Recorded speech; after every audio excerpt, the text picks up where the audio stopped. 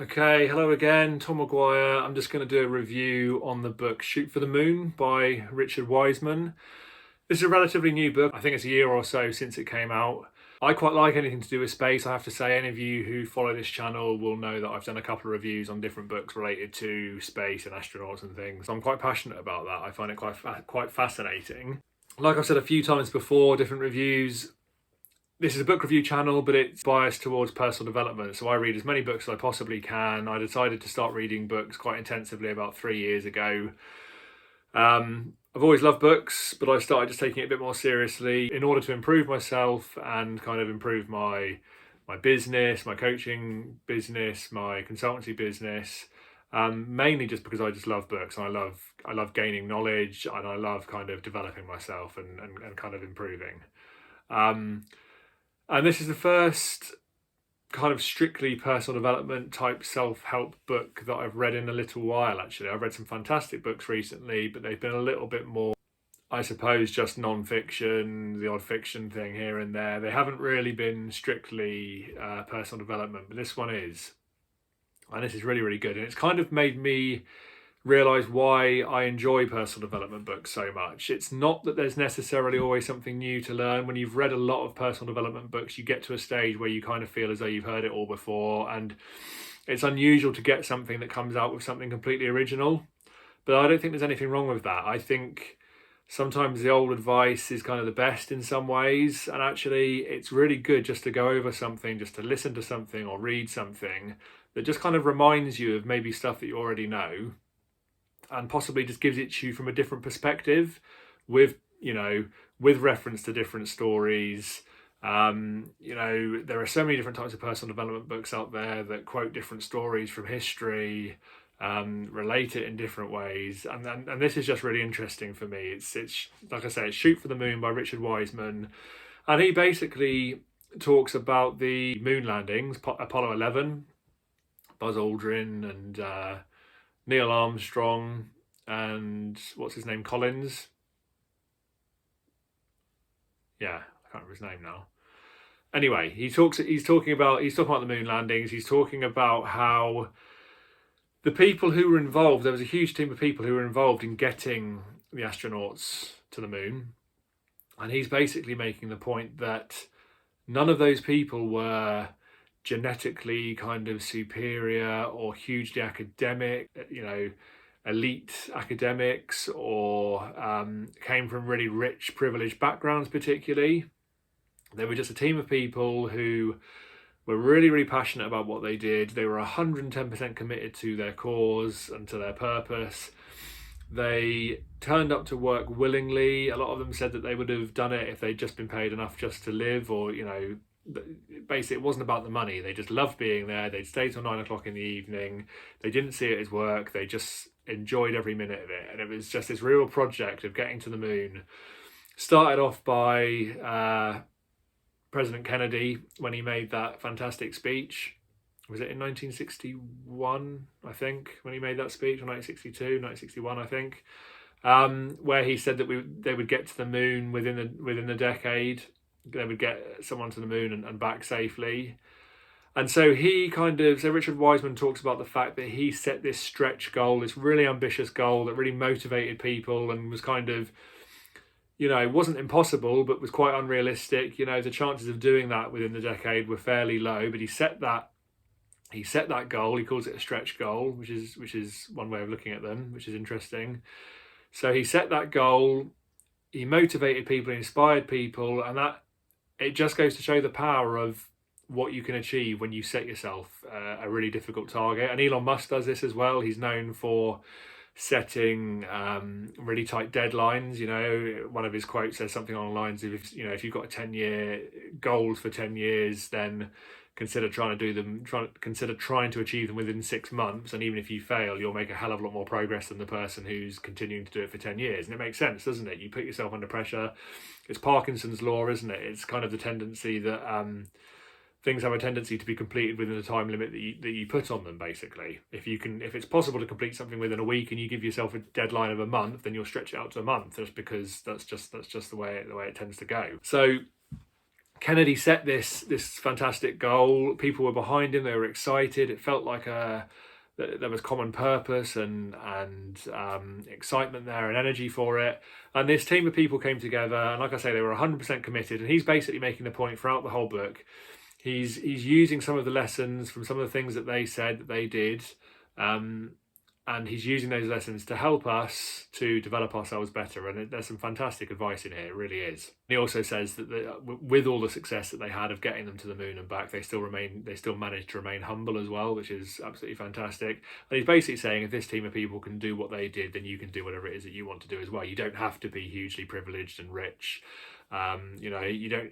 He says you probably see successful people as the sort of people who are maybe like athletes who are probably genetically superior in lots of ways, and then they have this crazy training regime that they sort of commit to.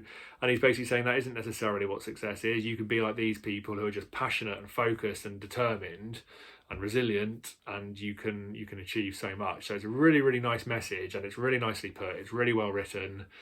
Really enjoyed it. Absolutely loved it. So Richard Wiseman is a professor of the public understanding of psychology at the University of Hertfordshire here in the UK. He's written quite a few best-selling popular psychology books that have apparently been translated into over 30 languages. So he's quite a big deal, I think, as far as I can tell. I've done a little bit of research. He talks about how when Sputnik went up on the 4th of October in 1957, and President Eisenhower was playing golf at the time, and he came under a lot of flack for not being there and not really responding, apparently. And there was this big fear then suddenly amongst the American public, because they felt as though that they were kind of the leaders in the world, and suddenly the Russians had this alien thing spinning around every 90 minutes. And so he came under a lot of scrutiny for that. But apparently I've read something that suggests that actually he knew full well what he was doing, and he kind of allowed it to happen to a certain extent. I don't know how much truth there is in that. I intend to read a bit more about that, but that might be something that you want to research yourself potentially. I think all these things in history are just so interesting, I think. So yeah, that's worth having a look at. America then tried to put up their own satellite called Vanguard, and it basically exploded on launch. It got about 4 feet off the ground, apparently. So they were kind of then laughed at and written off by all the papers, and yeah, considered a real flop. They then went crazy getting to work on getting these guys to the moon. All sorts of really interesting stuff.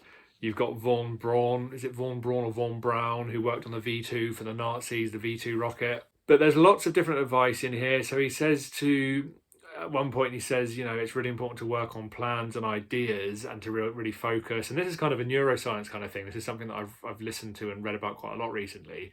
Work hard, focus on ideas and plans, and trying to be creative, but then give yourself a chance to take a break and walk away from it. And it's when you walk away and take a break that your mind actually kind of almost continues working subconsciously, and will quite often come up with something. So for example, when you've been in the shower and you've been switching off, and suddenly you come up with this bright idea, or you go for a walk. Walking's really popular with a lot of writers and things.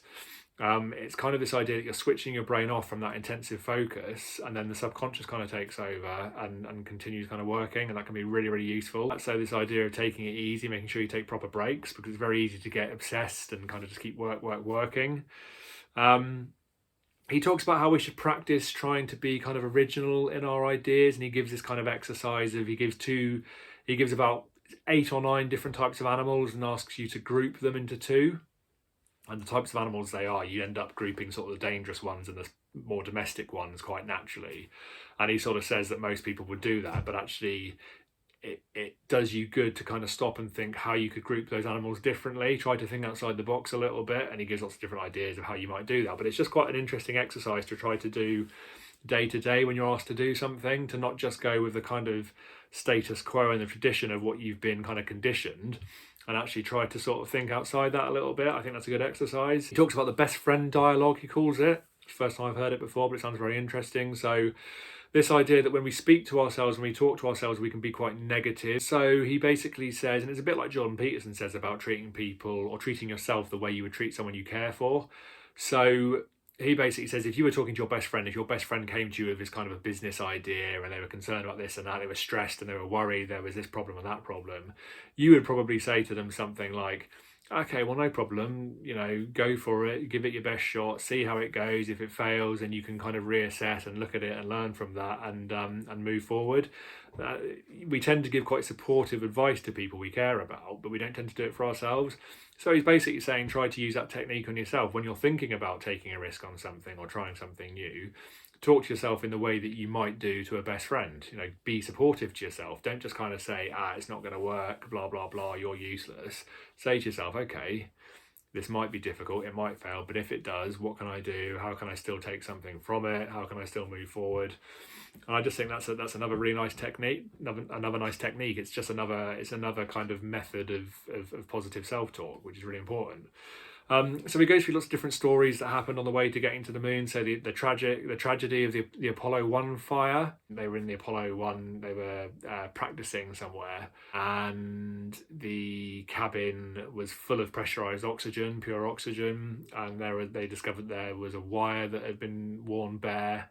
And unfortunately, that sparked and lit it alight, and they couldn't get out of the hatch. It was too difficult to get out of quickly enough. And by the time people got there to help them, they died. All three of them died really sadly. And he basically makes the point that if that hadn't have happened, because of the lessons they learned from that, the procedures they then put in place to keep people safe, the techniques they used, the kind of dotting the I's and crossing the T's from then on. Basically, if that hadn't have happened, they may well have not got to the moon anything like as quickly as they did, because that really gave them that kind of self-reflective, open and honest practice. And he's saying how important it is for a team like that to own their mistakes. You do not want a culture of kind of fear around mistake making. You have to, it's okay to make a mistake once as long as you learn from it and move on. If you keep making a mistake, then that's kind of different if it's the same mistake all the time. But if you can have an open, honest culture where people are confident enough to say, okay, that went wrong, we need to work on that, and you're going to move forward far more quickly. And that's a really crucial part of personal development and business. And yeah, that's a really important point. So that really stood out to me. So I found that quite fascinating. A real tragedy that those guys died. Absolutely horrible, but actually, on the kind of perverse sort of positive side, they were actually really instrumental in getting those guys to the moon. So it's just I just think that's quite poignant. It's just such a strong concerted team effort. So many people had such important roles to play. So yeah, Grissom was the second man in space, and when he came back from space, before this accident, obviously. When he came back, he landed in the sea, and they had bolts on the doors that were supposed to explode or something to open the doors, and then later on they fitted better ones. But at the time, and he couldn't get out for a little while. And then eventually they got the rescue helicopter there, and he got out, and he was in the sea, and his suit started filling up with water, and he almost drowned. Unfortunately, one of the helicopters rescued him, so that was quite a close call before he actually was involved in the fire later on. Then there was Ed White, who was the first to make a spacewalk, apparently. And apparently the footage of that is still considered to be one of the best sort of spacewalks, basically. So I haven't seen that yet. I might try and find it on YouTube. And then you've got Roger Chaffee, who was a seasoned Navy lieutenant commander. And he was apparently a bit of a rookie in space. But yeah, he was really positive and really keen to get up there. So yeah, I just think there's so many stories within the story that are just so interesting, and it just fascinates me. So in the book, he talks about an astronaut puzzle, but it's supposed to be impossible to actually solve. And the idea is that you kind of need to understand the importance of having a growth mindset, and then actually, it's how you approach the puzzle. It's how you deal with the fact that you can't solve it. So if you start saying to yourself, "Oh, I'm useless, I'm not going to do this again, I hate puzzles, blah blah blah," you're someone who's less likely to have a growth mindset. Whereas if you're someone who kind of thinks, "Oh, fair enough, I can't do this, it's got me. Oh well, I'll try and work it out somehow. I'll show it to someone else, see if they can do it." If you're a bit more positive about it, then you're probably more likely to have that growth mindset that Carol Dweck talks about, which is so important. So he talks a lot about growth mindset, and that's completely key, as I've said before, to personal development. So that's worth looking at if you don't know much about that. And that sort of ties into having an internal or an external locus of control, which is something that Julian Rotter came up in the late 50s, mid 50s, I think. So if you've got an internal locus of control, then you're someone who feels as though you're quite capable of controlling things and kind of improving things for yourself. If you have an external locus of control, you're the sort of person who blames out external events. So you see other things as the thing that's holding you back. I suppose you're a bit more of a victim in that sense. So everything's out to get you and it's not your fault kind of thing. So that's interesting. Richard Wiseman says in the book that it's important when it comes to achieving your goals and moving forward that you kind of take the approach of, he says, try to think like a builder. So a dedicated builder who turns up, they will lay brick by brick. There's no kind of panicking about getting the job done. It's going to happen. It's just a slow process, one brick at a time. They turn up all weathers, so forget procrastination. Just get on with it, he says. Just sit down, do the work, make yourself do it, and see yourself as this kind of builder type who's just going to turn up whether it's rain or shine, and you're just going to get the work done. And I think that's really good. I like that. I like that analogy. It reminds me a bit of The War of Art by Stephen Pressfield when he's talking about resistance and how we're always met with that resistance when we're doing something that's kind of important to us, whether it's writing, creating something, whatever it is, exercise, whatever it is we're trying to do, we're going to be met with that resistance. And that resistance is almost kind of the gateway it's almost the green light of push through the resistance, be a little bit tough about it, a bit disciplined about it, and get to the other side. So I really like that. I didn't realise that on the moon there are micrometeorites, so meteorites obviously flying through space all the time, just hitting the surface all the time and destroying boulders and causing all the dust and things. So that was a real threat to them when they were there on the surface of the moon. Apparently the surface is 100 degrees in the daytime and goes down to a pretty frightening minus 120 at night. So it's a very hostile environment, which I didn't really realise, to be fair, which probably sounds a bit naive. I didn't expect it to be a particularly friendly environment, but I didn't realise it was quite as severe as that. So yeah, they were actually in quite a lot of danger. Their suits had to be really specially made. I think they were made by some kind of latex bra company or something, and there had to be loads of intricate work, like really precise work going into it. They had internal kind of piping and stuff with water flowing through to keep them cool and things to stop them from overheating. And of course the radiation from the sun as well, there's no protection from that, so that can heat them up as well. So yeah, I found that quite interesting. There's a lot of, although it's a personal development book and there's a lot of really good advice in there, the actual story, the way it takes you through the moon mission is fascinating. I really enjoyed it. I should imagine it's one of the better books for that as well. He talks about habit busting, so make yourself do different things each day. So if you're in the habit of doing something a certain way, try and do it a different way. And immediately I thought for myself of kind of like maybe letting my wife drive occasionally, because I always insist on driving. I'm one of these old-fashioned men. Well, it's not that old-fashioned. I just love driving. I prefer to be in control, basically. I feel safer. But actually it might be quite nice just to break that habit, let my wife drive, and I can just sit back and relax. Do your exercise regime in a different way. Anything you can think of to try and shake things up a little bit. He kind of suggests is good for your mind, is good for your creativity, and I quite like that. He says watch a film that you think you might hate, take a week off social media, all these sort of little challenges you can set yourself. But he says above all, be passionate about your aims. So set dramatic goals, these stretch goals that JFK set. Put deadlines on them, challenge yourself, push yourself. Be brave. I think the biggest thing in personal development and being successful is kind of being brave and courageous as well, isn't it? And not being scared to fail. So set yourself a ridiculous goal that you're really passionate about, put it into a really kind of tight, unrealistic, potentially time frame, and don't be scared if or when you fail, because what you need to kind of realize is you might not necessarily achieve the end goal, but you've probably gained a lot of ground in that time that you wouldn't have otherwise gained. So it's about being quite tough, I think, and thick-skinned, and just realising that the important thing is to make progress, isn't it? If you don't necessarily achieve exactly what you said you were going to achieve, well, have you made progress? That's the main thing. So use the power of self-belief, celebrate each small step. So celebrating is really important. That's kind of what sets off the feel-good hormones and things that power you on and energise you. Yeah, so I don't know what else to say about the book. I've been talking over 20 minutes now. I really enjoyed it. It's really easy to read. It's interesting the whole way through, and it's fantastic for personal development. So yeah, please keep liking, keep subscribing. It's really appreciated. And I've got some other really good books that I've been reading. Yeah, so I'll be doing another one soon. So thank you. Cheers.